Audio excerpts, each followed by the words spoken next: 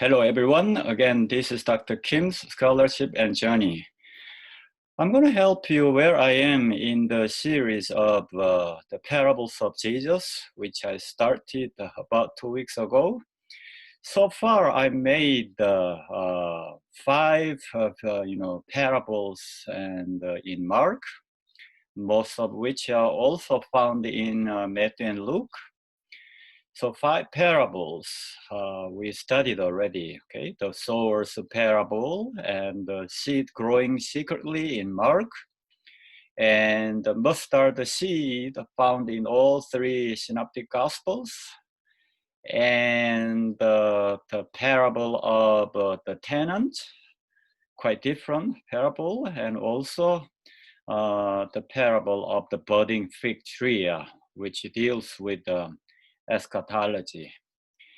And then I continue to make, one more video, which I will call the Q parable, right? So last time we studied the parable of the leaven, which is very strange, unusual parable told by Jesus. And this time now, we'll study still very different parable, which is called the lost sheep, okay? The lost sheep. What is the parable is about? Lost sheep parable is found in Matthew and Luke. That's why we call one of the Q parables. This parable deals with the issue of leadership. Certainly, we can think that way because a shepherd, right, leading, his sheep, about 100 sheep, and all of a sudden he loses one, and he tries to find it and find it. He was very joyful of that. So dealing with leadership issue. So sheep and shepherd, that relationship often representing kind of a community and leadership. The leader have to take care of the community members. So between the shepherd and the sheep relationship, right? That is what this parable is dealing with. And this parable, since it's found in Matthew and Luke tell the parable of Jesus a bit differently. So we'll see. There is a reason why Matthew and Luke tells the same story, of Jesus parable a little differently.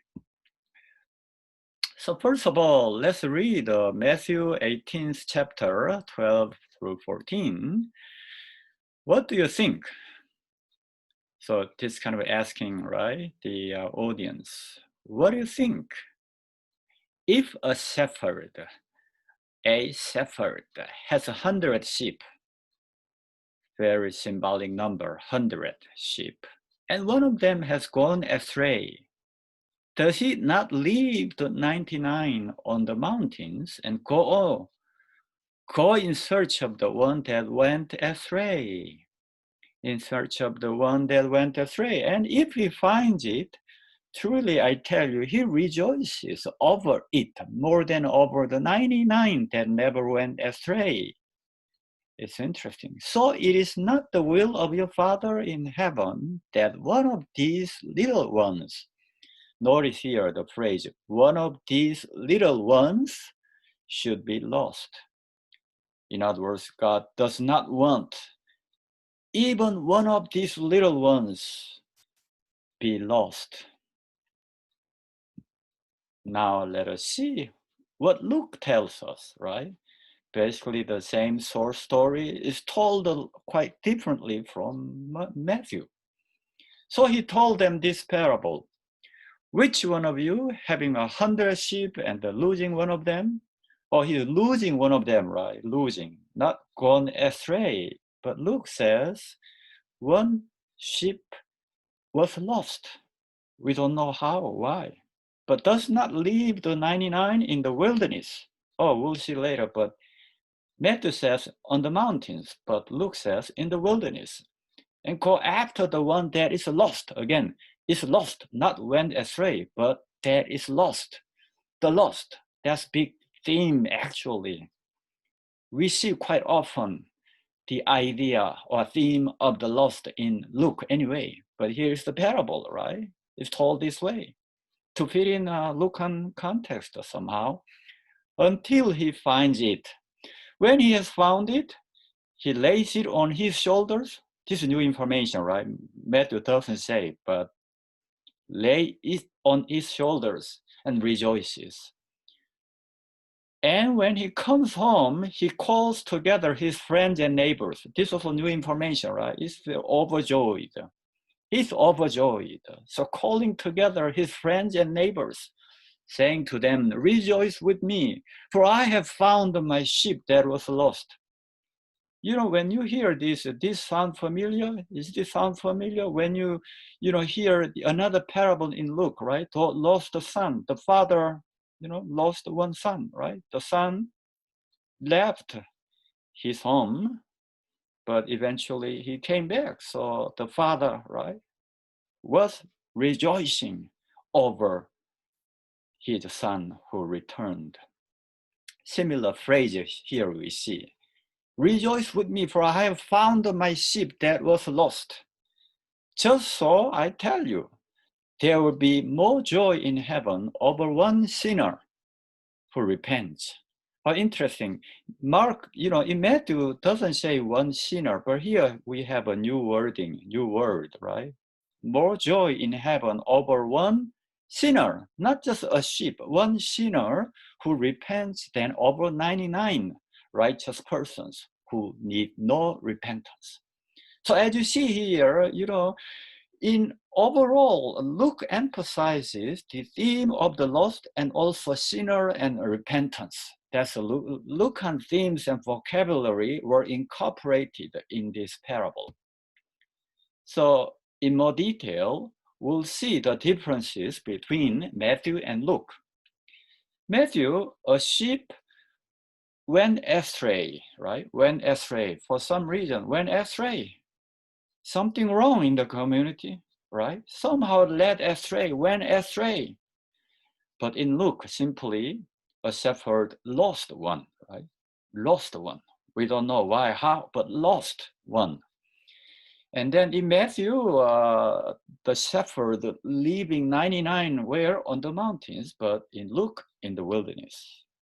And in Matthew, in search of one that went astray, again, went astray, right? In search of one that went astray. But in Luke, finding of the one that is lost. In Matthew finds it, the shepherd finds it and rejoices over the one that went astray, more than 99 that never went astray. Matthew still talking about one, sheep that was lost, right? But in Luke, it's different. Finds a sheep and rejoices extremely. Why? Because so happy and laying it on its shoulders and calling friends and neighbors, overjoyed, right? Overjoyed. He can't stand, quiet, calling friends and neighbors. And the reason is he found the sheep that was lost. That's the only reason. Because he found the sheep that was lost. He was just overjoyed. And in Matthew, the will of the Father is not to lose one of these little ones. In Matthew, overall, we see the theme of one of these little ones, okay? So Jesus have to take care of one of these little ones. Jesus' disciples have to take care of one of these little ones. On the last judgment scene, Matthew 25, there is, right, sheep and the goat, okay, standing, on both sides. So the theme there, okay, the emphasis, in the last judgment day is what? If you think you are a disciple, you are working for, or you are feeding the hungry, right? You have to feed hungry, okay? So not to lose one of these little ones. That is a Messianic theme. But in Luke, more specific, why, right? This shepherd rejoiced such extreme way, more joy in heaven over one sinner. Okay, it's very allegorization in a way. You know, a sheep representing a sinner. The sheep that was lost represents a sinner from Lucan perspective. That's why more joy in heaven, because what? One sinner, like a sheep, right, who was found, but one sinner who repents, than over 99 righteous persons who need no repentance. This is actually a little bit weird because in the parable, you know, a sheep is a sheep, right? The sheep that was lost is still sheep. But Luke understands that returning sheep is a sinner who repents, right? Actually, in Luke, a sheep was found by the shepherd. A sheep did not return by repenting to the shepherd. Rather, the sheep was found. But here, one sinner who repents, right? Voluntarily, certainly, right? But that is not seen actually in the parable. Nevertheless, Luke interprets, okay, somehow, edit the original parable in ways that, so that, this story may fit in a Lucan context. And Matthew, this parable is found located in chapter 18, which is called the community discourse. Matthew has 5 discourses, okay? So one of them is community discourse, which is chapter 18. So much so as we see here, right? This story fit in this community discourse because this parable deals with the community issue. The issue, right, regarding the leadership. Who will be good leader? What kind of qualifications for the leader, right? So certainly makes sense. But in contrast, in Luke, this story is part of the 3 lost parables. Interesting. You know how many lost parables we have in Luke? 3. Before this, we have a lost coin, and then lost sheep, and lost son, right? Altogether, we have 3 parables which has common theme, which is what? Lost.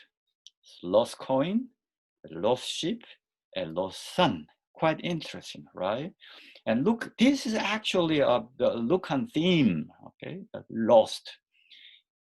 Luke chapter 19:10, Jesus says, the Son of Man, right, came, what? To seek out, and to save the lost, Like Zacchaeus, right, was rich, tax collector. He was found by Jesus, and he was saved. He was found and saved, right? So pretty much, this kind of a lostness is important theme. Okay? Even the Lucan Jesus came to seek out and to save the lost. So let's focus on the original parable of Jesus. We do not have the original form, but if we can cut out some redactional elements done by Matthew and Luke edited something there, right? So if we cut that out, probably we can think that some, the authentic or original form of the parable told by Jesus, which has the following elements. A shepherd, right, was leading 100 sheep. So there were 100 sheep led by a shepherd. That's first important, thing, element in the story. And then all of a sudden, right, one sheep was lost. That's the fact kind of a story there, where either in the wilderness or on the mountains, we do not know, but somehow, okay, motive is clear. Out of 100 sheep, one is suddenly lost. And then what happens?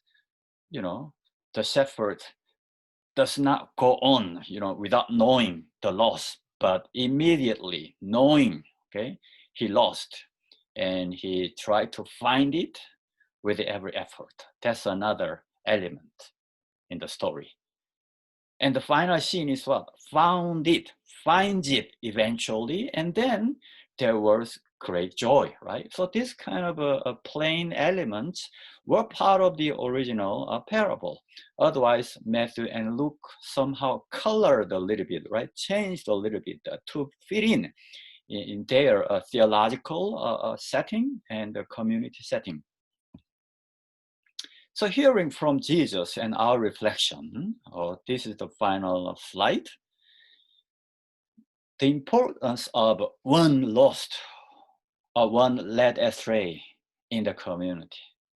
That's a real startling point, right? Somehow in certain community, right?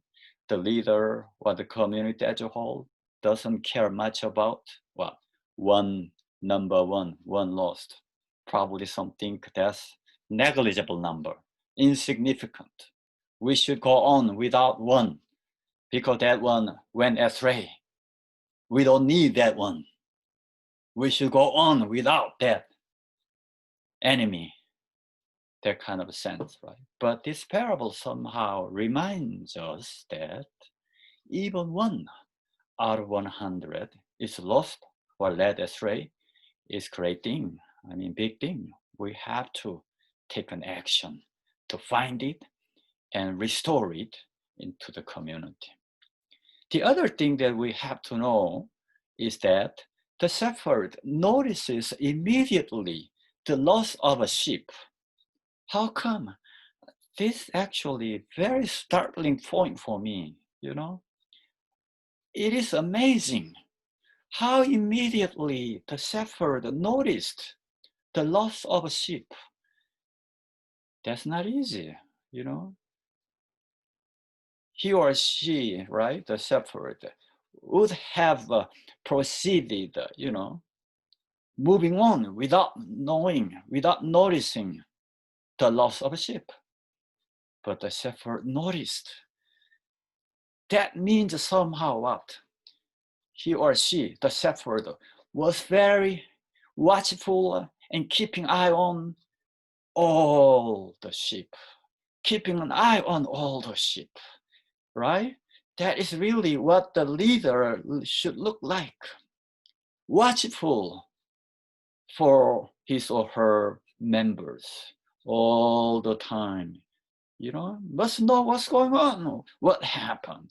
And then if something happens, the shepherd and leader should respond to it immediately. That's what we can learn something. So the shepherd, when it is lost, the shepherd does everything to find it. Why? You know, certainly one is important. You know, Matthew and Luke interpret differently and added some elements there. So from, you know, hearing from Jesus, we have to answer, right? Why is the shepherd leaving 99 and to go out to search for one lost? Why is it so important? That answer must be done by us, you know, not only including Jesus' audience, but today, modern readers. Why is it important for a shepherd to leave 99 and, you know, to search for one lost? Why? This is the end of my video, and thanks for watching. And I'll come back next time with you know, another parable in Q category of parables, which is a very important one. So until then, I'll prepare and another one, and so I'll see you next time. Thank you so much. Bye bye.